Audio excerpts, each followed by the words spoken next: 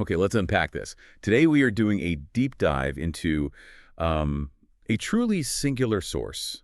It's one that crosses disciplines in a way that is, it's both dizzying and pretty profound. We're exploring some detailed excerpts from a philosophical text called The Legend Mind, Zero to Infinity by an author who goes by SKR or Sonu Kumar. And when you say it crosses disciplines, you really mean it. Oh, absolutely. The author sets this just extraordinarily ambitious goal for the text to be eye-opening for anyone who wants to do great work. Right. It claims to weave together science, math, religious philosophy, idioms, physics, number equology. Cosmology, geography, it's all in there. It's everything. All to answer the author's own, curious questions. And our mission today is to focus specifically on Chapter 7 as part of a unit called 10 Shades of the Legend, and the chapter we're dissecting is titled simply Listen Like a Leader. What's so fascinating right from the start is the foundation here. We're not talking about a corporate textbook. This isn't your standard MBA lecture. Not at all. The book is actually dedicated to the Lord Shiva, and the author says he was inspired by this zero attraction of the world lifestyle. So you have this deeply spiritual quest for, what, non-attachment. Yeah. And that's the launch pad for some very practical, very high-level leadership advice. Exactly. And our mission is to take a deep swim over this chapter, as the author puts it. We're exploring how wisdom and leadership get redefined through this lens of active, almost profound listening. And the chapter promises a kind of shortcut to mastery. It does. It says it'll teach you how to master an important profession in one life, all by valuing time, which the author dramatically calls another form of supreme guru. So we need to find the actionable insights hidden inside all of this. This isn't just about listening. It's how a legend absorbs the world. Precisely. So before we get into the 5 dimensions of listening, we really have to anchor ourselves in where this text is coming from.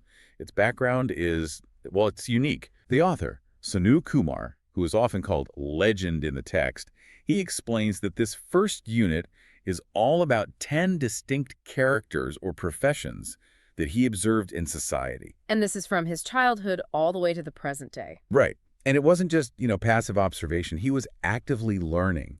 He didn't just watch these people. He picked out what he calls the central activity of these 10 different roles. And then integrated that skill into his own life, his own personal operating system. Exactly. So the philosophy isn't some theory from an ivory tower. No, it's built on this really intense interdisciplinary journey that's driven by what he calls striking questions. And as you mentioned, the main influence is unconventional. It all goes back to watching Lord Shiva's God role on television. Which inspired him to prefer solitude and to live with zero attraction of the world. That dedication to Lord Shiva is so compelling to me. It immediately tells you that this leader's motivation isn't, a bigger paycheck or getting applause. It's something much deeper. It's foundational. It's a quest for enlightenment. But okay, let's connect the dots. How do we take these big, sweeping disciplines he promises, like physics and cosmology, and connect that to how a leader should act day to day? I think if we connect it to the bigger picture, the advice is built for scale. When he mentions cosmology, he's framing a leader's problems against the vastness of the universe. Okay. This isn't your typical corporate training. It's a deep quest for wisdom through self-realization. The preface even mentions the wisdom or enlightened process. So cosmology forces the leader to think globally, to think without ego. To recognize you're just a tiny piece in this huge system. Exactly. And that just reframes the stakes entirely, doesn't it? It does. It's not just how do I lead my team this quarter. It's how do my actions align with the largest possible truth. It's the difference between managing a budget and understanding your industry's impact on the common earth, as he puts it later. Precisely. And he anchors all of this on the importance of time. Time is the supreme guru. That's not just a motivational quote in this text. It feels like an operating principle. It is. If you truly value the supreme guru, which he says is as precious as a diamond, then you have to be hyper-efficient, disciplined, deeply wise. Any moment wasted on ego or debate or going over old ground is you squandering your most valuable resource. So yeah, we're taking that deep swim to see how those philosophical roots actually translate into how a leader operates. Okay, so let's make that pivot into Chapter 7 itself. Right out of the gate, it just completely subverts your expectations. We think of great leaders as powerful speakers, right? The people who command a room, the charismatic visionaries. But this chapter says no. Thinking like a leader is not about speaking. The most powerful leaders, the legends, are masters of listening. It's such a compelling argument because it challenges that whole narrative of the loud, assertive CEO. It really does. The source argues that leadership presence isn't about how much you project, but how much you can accurately absorb from the world around you. The difference between a leader who commands and a leader who absorbs and then acts. Yeah, decisively. And here's where it gets really interesting, especially with that philosophical lens. The book says wisdom isn't about having all the answers. Because if you're focused on having the answers, you've already decided you have the truth. You stop being receptive. Right. True wisdom, it argues, is about asking the right questions. And this is the critical part, truly hearing what other people have to say. It's a practice of intellectual humility. Which brings up the core question, why this extreme emphasis on listening over replying? What do you think? Well, replying is almost always reactive. It's about self-validation. But listening is generative. It creates new knowledge, new insight. So the goal isn't just to be polite. Not at all. The goal is genuine wisdom, the kind of profound insight you need to lead in really complex situations. And that's why he gives us 5 specific dimensions. It's a roadmap to move beyond just hearing words. Okay, but let's pause on that core tension for a second. It's a huge mental hurdle for anyone who's ambitious. The legend is a mega dreamer who wants to change the world. Yet they're practicing zero attraction of the world, and they're prioritizing silence. How do those two things, ambition and non-attachment, even coexist? That is the central paradox, isn't it? And it's why the listening techniques are so strict. The legend practices non-attachment to the ego and the outcome, but remains intensely attached to the process and the truth. Okay, so they listen because the truth is outside their own head. Exactly. The ambition, that mega dream, is just the vehicle for positive action. But the leader can't get emotionally invested in the praise or the reward for that action. So by listening completely, they make sure their action is as effective as possible. That's the real success metric. That's it. The 5 dimensions are the mechanism to divorce the action from the ego. All right, let's dive into those. Let's do it. So dimension 1, listen to, understand, not to reply. This is the foundation, and it targets that automatic flaw in almost all of our conversation. The internal monologue. Yeah. We're listening, but the whole time we're just formulating our next response. We're drafting the perfect rebuttal, the clever point. The definitive solution. It's running in the background while the other person is still talking. And that monologue is the classic failure of communication. It means you're prioritizing your own agenda, your need to be right or to sound smart over what the speaker is actually trying to tell you. So the legendary leader has to completely invert that. The moment you start thinking about your reply, you've stopped listening. You've closed the channel for new information. The leader's goal has to be singular. Genuinely understand the other person's complete perspective, their feelings and their underlying needs. Right. It's about going beyond just the words on the surface to get to the core human intention. Let's put this in that movie-style context you mentioned. Imagine a tense board meeting. Okay. The CEO, our legend, is hearing a report about a failed project. The manager's talking fast, using jargon, trying to downplay how bad it is. The average leader is already thinking, how am I going to spin this for the shareholders? Exactly. But the legendary leader has achieved that zero attraction to their own status or the political fallout. So they're just purely focused. They're focused on the manager's tone, the nervous shifting, the exact moment they gloss over a key data point. The mandate here is so demanding. Put aside your own agenda and internal monologue. This is where that spiritual root has real operational value. You have to detach from your own opinions while you're taking in information. And the payoff for that deep listening is huge. First, it builds trust instantly. The speaker feels heard, which is critical. And second, practically speaking, you uncover information you would have otherwise missed. You catch the key detail that was hidden in their tone, not their words. It's an act of profound humility that gives you a tangible advantage. You're not just being nice, you're maximizing your data intake. You're respecting the supreme guru of time by getting the most out of that single interaction. Okay, that brings us to the second dimension. We're moving past the explicit words now into subtlety. Dimension 2 is listen for the unspoken peoples. Yeah, and the source says a leader is adopted, which we take to mean adept at hearing what isn't being said. That phrasing, unspoken peoples, is so evocative. It forces you to think about what's internal to the speaker. Exactly. It's the hidden narrative, the suppressed truth. It's not just the words they pick. It almost sounds like the leader is supposed to be part human lie detector, part psychological archaeologist. I think that's a great way to put it. The text points out why people hold back.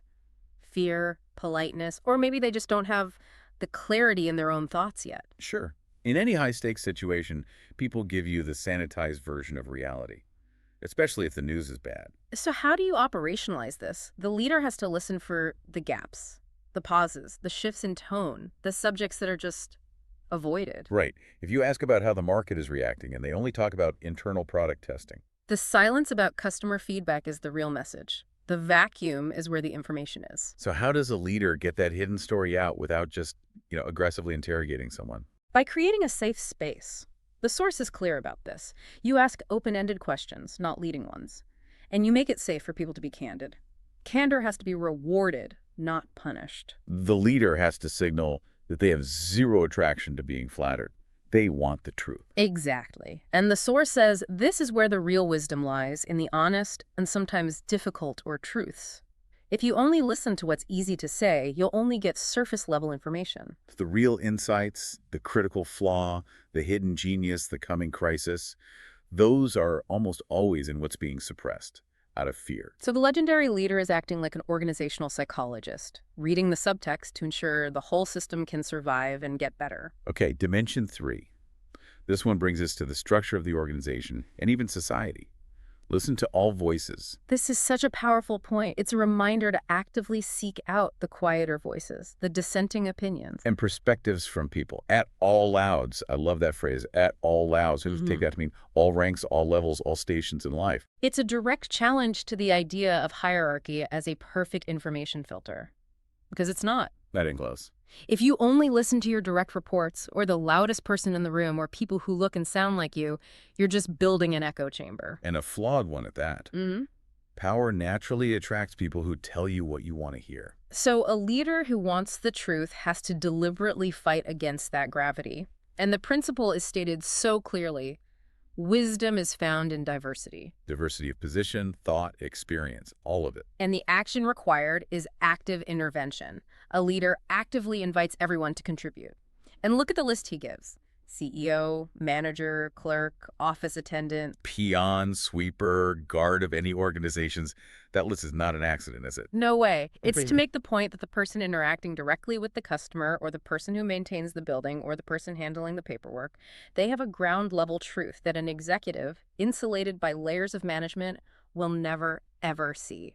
That's so critical. In a modern company, the frontline staff customer service, the delivery driver, they have vital information about your supply chain, about what customers are actually saying. And if you ignore them, the legend leader is operating with an incomplete map of reality. It's just a top-down fantasy. So this empowers the whole organization. It does. It doesn't just give you a more complete picture. It empowers and engages your entire team because everyone feels like they hold a piece of the truth. The source even says the most innovative ideas often come from unexpected places. And if you're trying to solve a societal problem, which is the goal of the mega dreamer, you can't just listen to the so-called experts. You have to listen to the people on the ground whose lives are actually affected. That's how you build solutions that last. Okay, Dimension 4 feels like a critical pivot. Listen to own inner voice. We're turning inward now. Yes. After mastering these 3 forms of intense external listening, the focus shifts to self-trust. A leader has to recognize their own inner voice as a vital source of wisdom. And this is where that spiritual philosophy really comes through. Absolutely. Because this is not about listening to your ego. The ego is the voice that screams, "You're right, you're the smartest one here." This is about something quieter. Intuition. Intuition. And the body's physical signals, that genuine gut feeling that shows up after you've processed all the external noise. But here's the challenge. How does a leader tell the difference between real intuition, which is just distilled wisdom, and, simple fear or insecurity?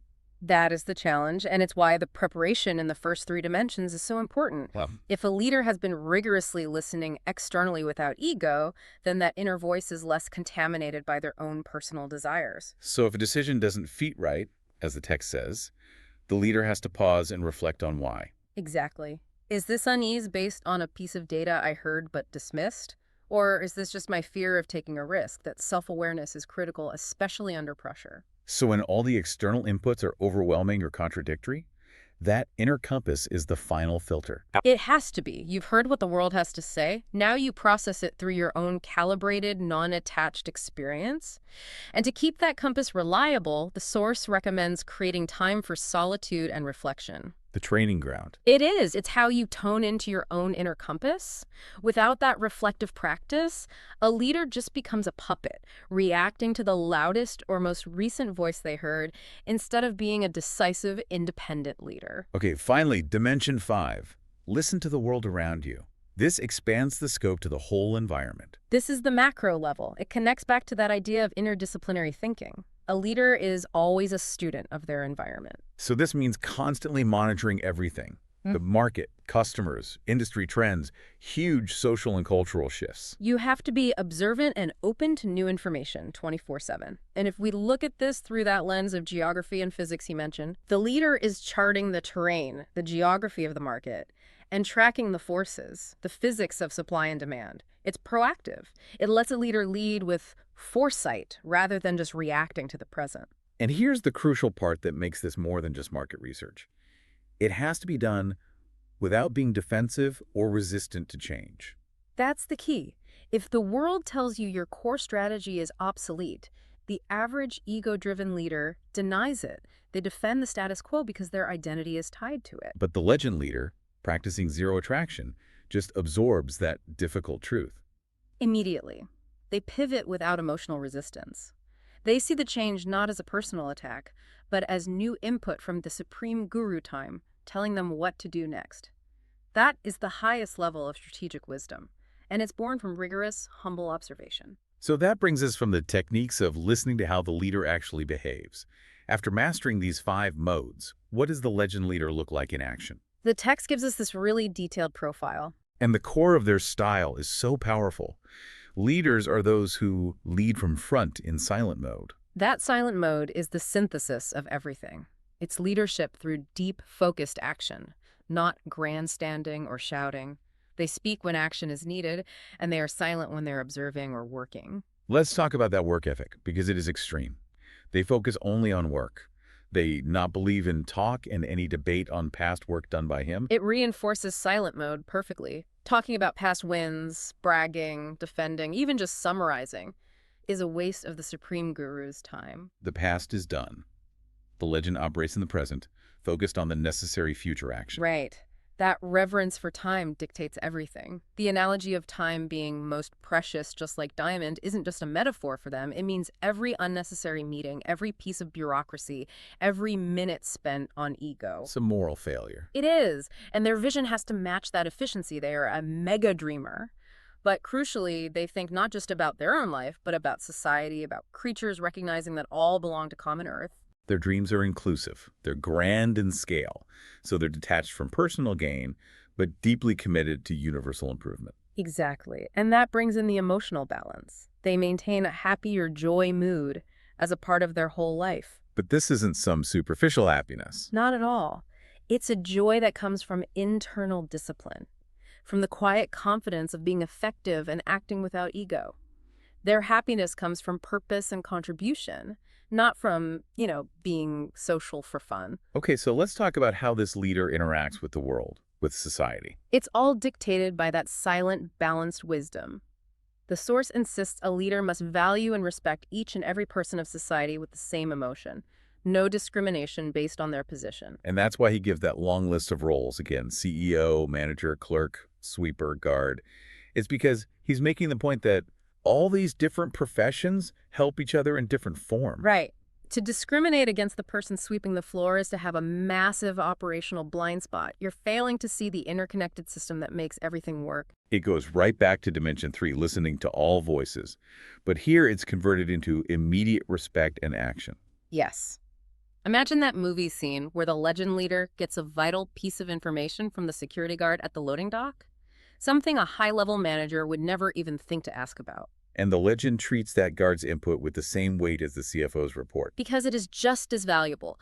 A good leader listens to all types of society person problems, and then immediately finds a balanced conclusion to work on that problems. The goal is a resolution that everyone sees as fair. So the focus on talking less and listening to everyone, it's all in service of a better society, one where people can live in independent or freedom ways. That's the ultimate operational goal. The listening is the process, and collective freedom is the outcome. And underpinning all of this is a lack of personal shame. The legend leader does not feel shame on himself while doing any type of work. The examples are great, cleaning his home and society, right up to being the CEO. The job is the work, and the work must be done. That lack of shame is the ultimate expression of zero attraction in action. It is. It means they're truly open-minded, and they can think out of box to solve any problem.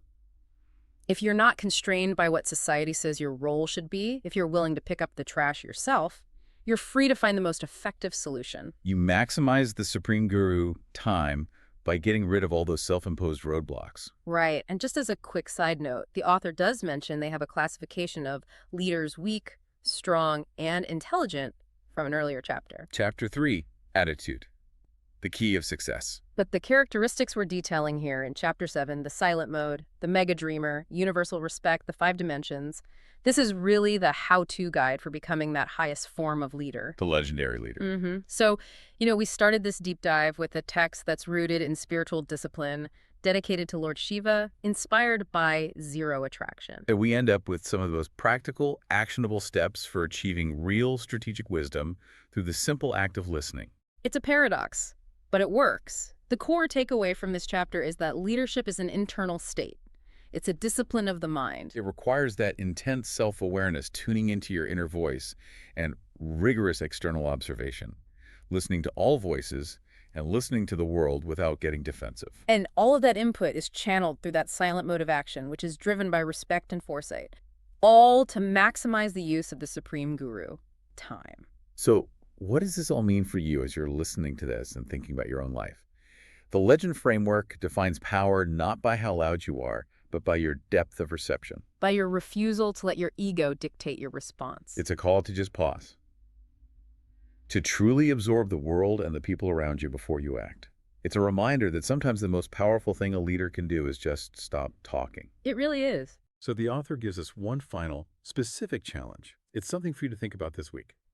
What is one conversation you can have this week where you make a conscious effort to listen more than you speak? When you go into that conversation, just try to apply that first dimension. Listen only to understand, not to reply, and just see what unspoken truth, what hidden information you might uncover.